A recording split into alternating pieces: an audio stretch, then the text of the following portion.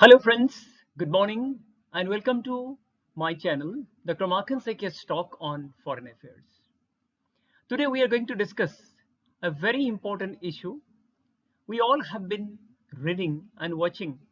Former Prime Minister of Pakistan, Nawaz Sharif, is back home.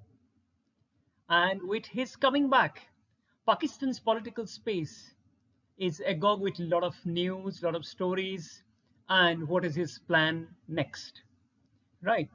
So he is a potential political actor, and he has been a potential political actor in Pakistani politics since his entry into politics in 1981.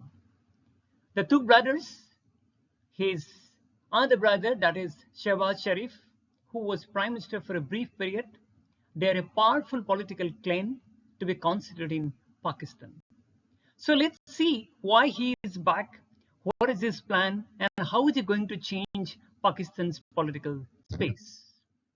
First of all, let's know who is he, by the way. The full name of Nawaz Sharif is Mia Muhammad Nawaz Sharif. He is a Pakistani businessman and a politician who served as the Prime Minister of the country for 3 times in the past. First in 1990 to 93, second time from 1997 to 1998, and the third time from 2013 to 2017. His family runs an industrial conglomerate named Ittefaq Group that deals with the business of steel, sugar, and textiles. While joining politics in 1981, as I told you, he became the finance minister of Punjab province and then quickly rose to the position of chief minister in the same province in 1985. He is the leader of the Pakistan Muslim League. That was till 1993. But in 1993, the name of the party has been changed and renamed as Pakistan Muslim League Nawaz. So today, he is the leader of PMLN. Simply it is named after his name. He became the prime minister for the first time in October 1990 following the dismissal of then Prime Minister Benazir Bhutto.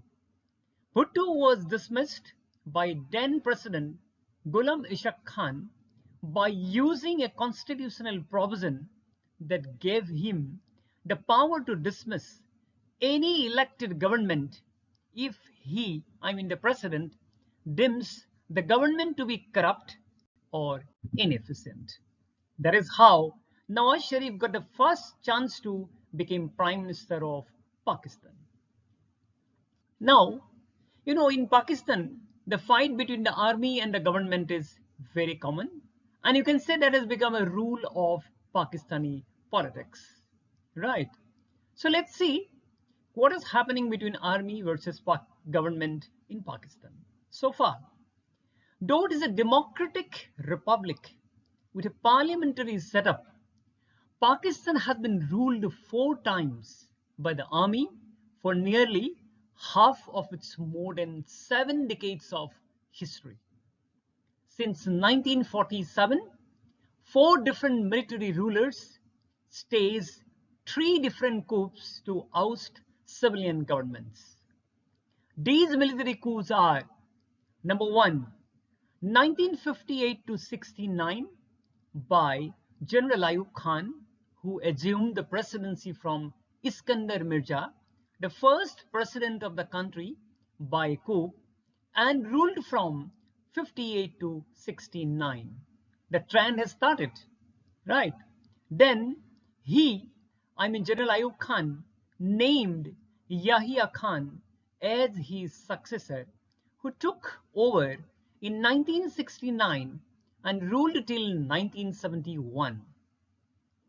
But after Pakistan's humiliating defeat in the hands of India in the historic East Pakistan War or Bangladesh War, he was forced to leave office and he named Zulfikar Ali Bhutto as president of Pakistan.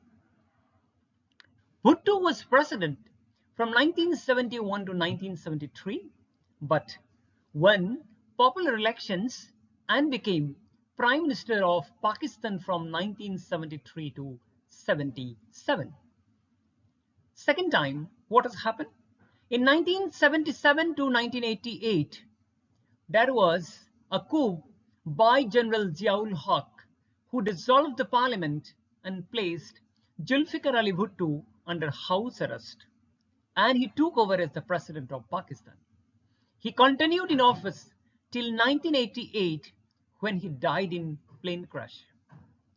Third time, that is 1999 to 2008, by General Parvez Musharraf, who ousted Prime Minister Nawaz Sharif. He resigned from office only in 2008.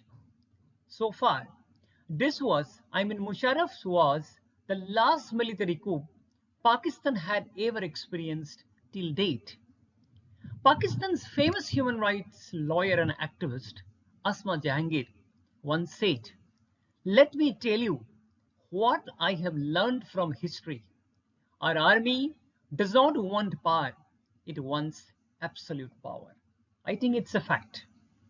So, from this, one can say that the army always wants full control over all the levers of power in Pakistan.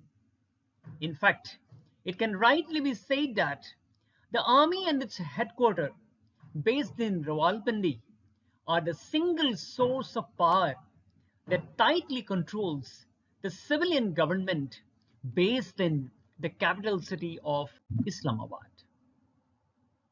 Now, let's have a look at the political opposition parties at the moment in Pakistan. Political opposition is fragmented and complex in Pakistan. Imran Khan, who is now languishing in jail and facing numerous charges, is waiting for a grand comeback. His party, Tehreek-e-Insaf, shortly called PTI, and its supporters are protesting countrywide against the discriminatory treatment meted out to their leader. He became the 22nd Prime Minister of Pakistan from 2018 to 2022, only with the help of the army chief Qamar Javed Bajwa, but later he developed sharp differences with the general. Bilwal Bhutto Zardari, former foreign minister and chairman of Pakistan People's Party and the son of former Prime Minister of Pakistan Benazir Bhutto, is also demanding that election dates should be announced soon. And this PPP is a potential actor against, Nawaz Sharif's party in Pakistan. It's a vital political actor. Next, Maulana Fazlur Rahman, the leader of the Jamiat Ulema-e-Islam Fazl, JULF, is a religious party that receives support from rural and conservative voters. Maulana's main vote bank lies in Khyber Pakhtunkhwa province and Balochistan province. He is regarded as a potential force who formed the Pakistan Democratic Movement (PDM) in September 2020, an alliance of 11 parties to challenge the then Imran Khan government.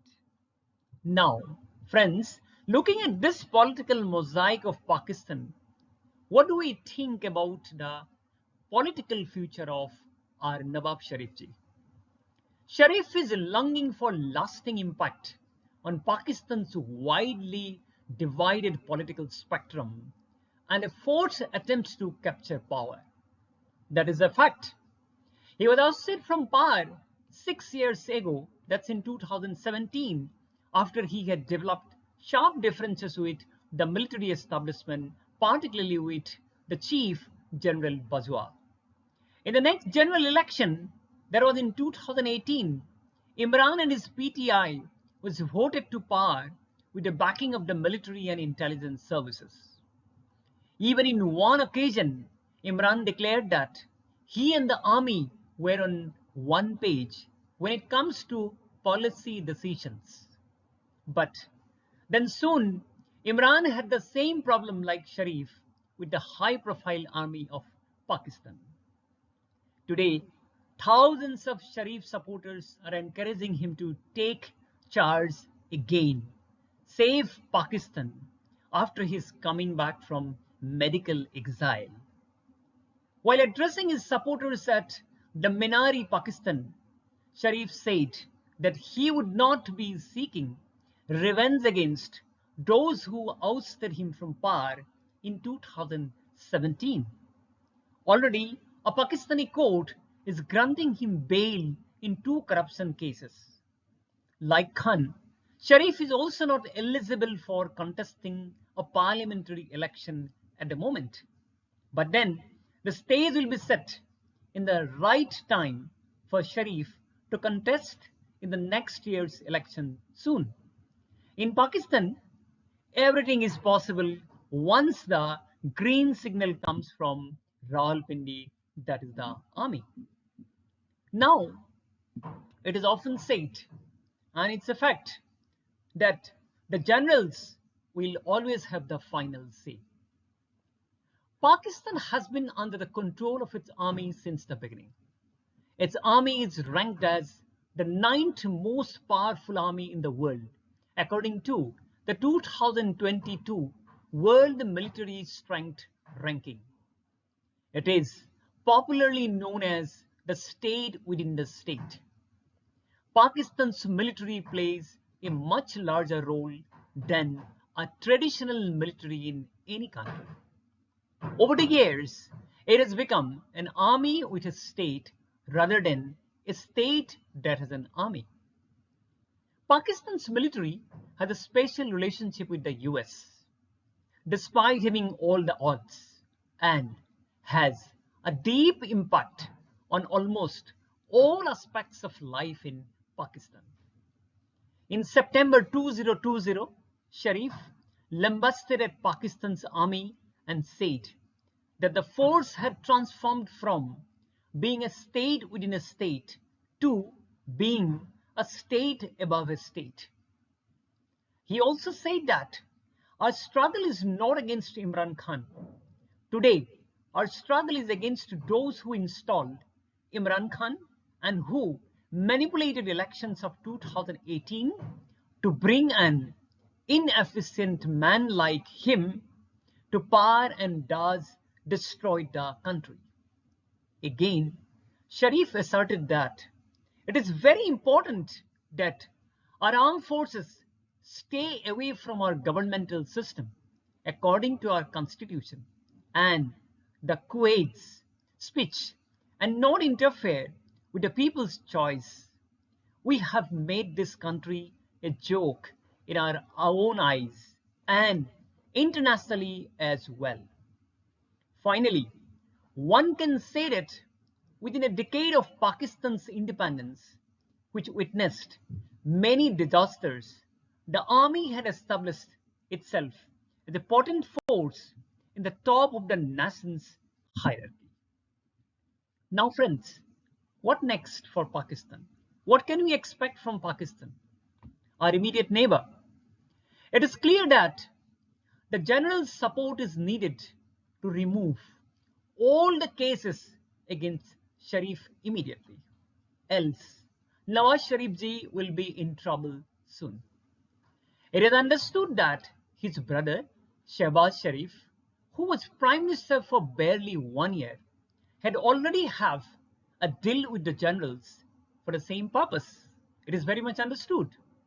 To defeat Imran Khan, and to make his political future secure, Sharif needs full support from the generals. It can be possible as Khan is now a bitter critic of the army, and certainly the latter will quietly welcome Sharif for some time. However, we need to note that the longest honeymoon between the army and the civilian government was the one between General Bajwa and Imran Khan. It can be again a marriage of convenience between the army and Sharif brothers, for the political survival and keeping Imran out of power for now. Finally, the saddest part of Pakistan's politics is that though the civilian government has been empowered constitutionally for years now, yet the army, in collusion with the court and the parliament, can easily move a prime minister out of power if the generals are not happy. It is time for Pakistan's army to leave political space and go back to the barracks so that the popularly elected people can address the issues of the people. Right? Otherwise, Pakistan will always remain as a failed state wherein the lives of the common people are full of challenges, and at the top of that, radical elements are posing a serious threat to the basic rights and freedoms of the people. Further, dealing with constant economic upheavals and natural disasters without a stable civilian government is simply pushing Pakistan to a point of no return for now. Above all, living with a border state like Afghanistan, ruled by the Taliban, a dreaded jihadist force, is adding more troubles not only to the civilian government but also for its army, as it is constantly engaged with battles with these non-state actors. Besides, the country has been an epicenter of a number of terrorist groups like the Pakistani Taliban, Balochistan Republican Army, Lashkar-e-Jhangvi, Jaish-e-Mohammed, Lashkar-e-Taiba, Hizbul Mujahideen, Al-Badr, Babbar Khalsa International, Khalistan Commando Force, International Sikh Youth Federation, Jamaat-ud-Dawa, JUD, etc. So friends, looking at this kind of a critical picture of Pakistan, when Nawaz Sharif is back, he has a lot of strength to fight all these odds to bring Pakistan to the normal state. We all wish him best, right? But challenges in front of him are many, and these are mounting challenges. So thank you friends for watching me again, and I'll be bringing these kind of current topics to you in my next video. Keep watching, keep sharing, and keep subscribing and liking my videos. Thank you and bye bye.